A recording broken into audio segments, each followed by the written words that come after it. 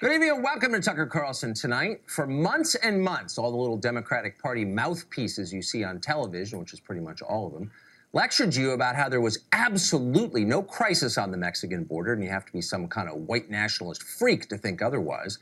Those caravans, they told you, were a racist mirage. Everything's fine. Shut up and obey or we'll kick you off YouTube. Now, suddenly, you're not hearing many people say that.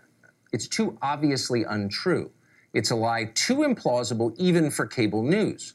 Everyone knows our immigration system is a joke. All of Central America understands that. Show up with a minor in tow and you're in. We can never make you leave.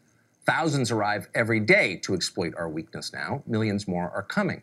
It turns out the average Honduran migrant knows a lot more about our immigration system than the entire primetime lineup on CNN. Yet there's at least one person who knows even less than your average cable news anchor. She's a new member of Congress, the loudest one. She still thinks the whole immigration question boils down to racism. If you're for borders, you're a racist, period. Guess what? I'm 29. I'm the youngest woman to ever be elected to the United States Congress. I have plenty of time to learn, and I'm not afraid to make mistakes and iterate in public either. And frankly, if the mistakes that I'm making are just a one-off, rhetorical thing, you correct it, acknowledge it, and move on. At least I'm not trying to cage children in the border and inject them with drugs. That's not a mistake. That is a deliberate policy to attack people based on their national origin. That's not a mistake. That's just hatred. That's just cruelty. That's just wrong. Well, like a lot of narcissistic children, Ocasio-Cortez doesn't believe in honest disagreement. Everything's a moral question. If you agree with her, you're virtuous. If you don't, you're a monster. There can be no compromise. Policy debates are pointless. There's only the battle between good and evil. If you're on the side of good, which is Ocasio-Cortez's side, of course, you have endless leeway. You don't have to know what you're talking about. You can wade half-cocked into the country's most important debates, prove yourself an idiot, and as she just put it, move on. No problem. But if you're on the side of evil, the other side, watch out. There's no mercy for you. There's no forgiveness. Nothing about you is good. None of your motives are pure. You exist only to hurt and destroy. You're like a demon in a horror film. The reason Republicans hate me so much is because I confront them directly on their lack of moral grounding on so many issues. And not just that, but the reason they're so upset and they act like that girl in The Exorcist that's like vomiting pea soup, that's like them and negativity. Negativity. That's what the activist left now calls disagreement. They're not interested at all in what anyone outside their tiny little world has to say. Every day you see Democratic presidential candidates endorsing some new policy that has pretty much zero public support, but sounds like something woke baristas in Brooklyn would be excited about. Banning ICE, ignoring federal immigration law, giving amnesty to millions, decriminalizing illegal border crossings, which is to say totally open borders. Anyone can come. When they get here, give them free stuff. Nobody really wants any of this. Even most of the people saying it know it wouldn't work. The public would revolt if you tried it.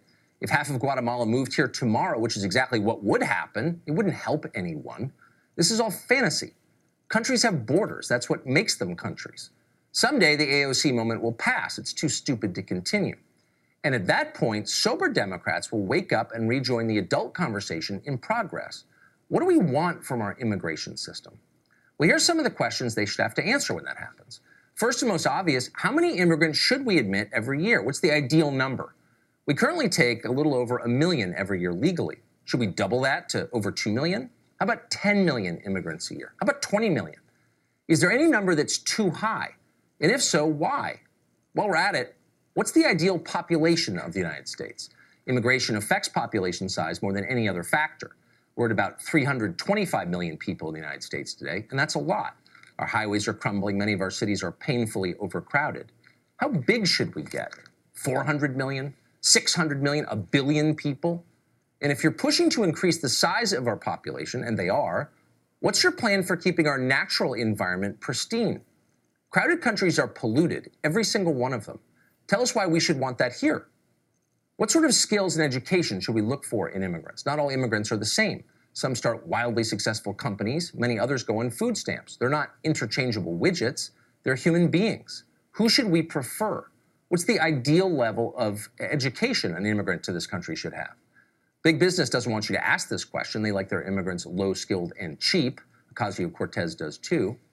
But what happens when technology kills their jobs? And it will. All the major Democrats running for president take money from the technology barons. Many of them support self-driving cars. So what do you do with hundreds of thousands of unemployed immigrant cab drivers? Do they all go on welfare?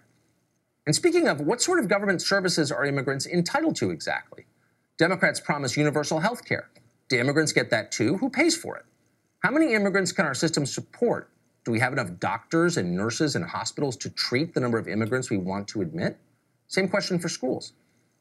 The real answer is, of course, nobody knows, because as of today, we have no idea how many immigrants live illegally in the United States. Shouldn't we find out before we make more plans? And once we do find out, what do we do with them? Who gets deported? Anyone? Or do all of them get to stay? What if the real number of people living here illegally is north of 25 million? And that's entirely possible. That's bigger than the population of 48 out of 50 states. It's enough to change this country completely and forever. Do all of them get citizenship and voting rights? What about gun rights? And do they immediately start paying into the reparations for slavery fund that Democrats are now promoting? How will you explain that to them? Can we watch that conversation? And finally, what about America's ideals? Democrats are always talking about values when the subject of immigration comes up.